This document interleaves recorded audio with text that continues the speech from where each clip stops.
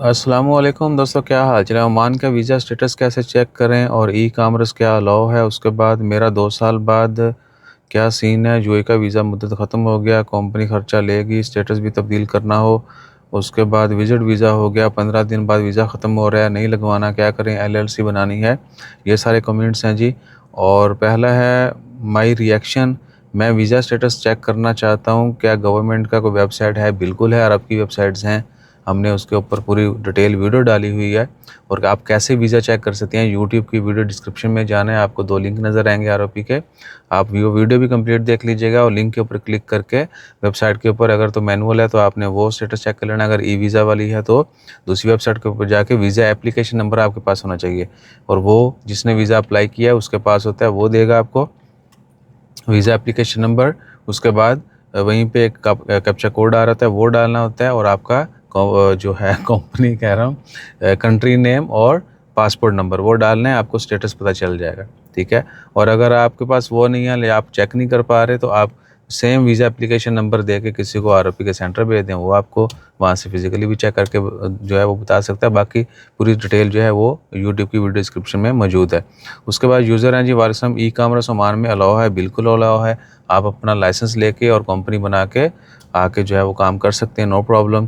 खैरुल जदावी भाईजान, क्या हाल है। साड़ी वारी भी आन दो ईसा भाईजान, आपने वो वीडियो का बोला था मुझे, मैंने स्क्रीनशॉट लिया हुआ है। कल मेरी राशिद भाई से मुलाकात हुई भी थी, तो इंशाल्लाह नेक्स्ट मुलाकात में याद रखेंगे, और जो ना आपके कमेंट पे वीडियो बनानी है वो भी बनाएंगे।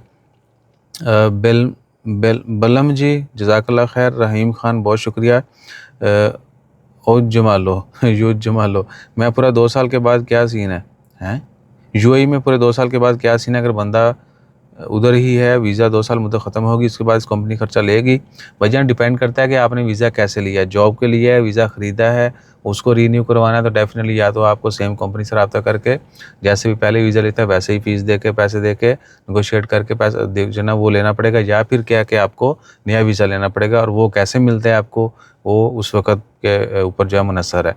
वो आपसे पैसे लेते हैं या जॉब दे के आपको वीज़ा देते हैं, वो अलग चीज़ है। तो वीज़ा तब्दील कराना हो तो दोबारा सेम कॉस्ट आती है। Hotel Oman bro, visit visa कितने मंथ एक्सटेंड हो सकता है।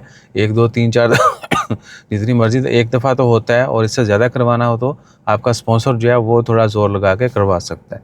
लोग तो कोविड में कई महीने, 6 महीने भी रहे।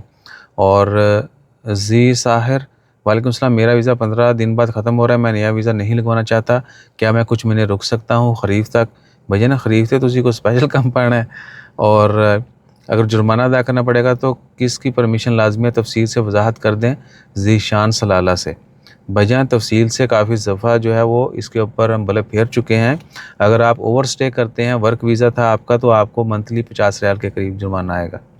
ठीक है जी, आपको ये जुर्माना जो 35 से 50 रियाल आपको मंथली आएगा, ये आपने पे करना होते हैं। बाकी अगर आप ओवर स्टे करते हैं, आपका अरबाब आपको ब्लॉक कर देता है कि जी बंदा का जो है ना वीज़ा एक्सपायर हो गया, इसने रीन्यू नहीं करवाया, ना मुझे कोई कफालत दे रहा है, तो खली वली इसको ब्लॉक मारो, इसको बाद में ईमेल करो, तो फिर आपके लॉ लग गए, प्रोग्राम सारे आपके बढ़ जाएंगे खरीब वाले।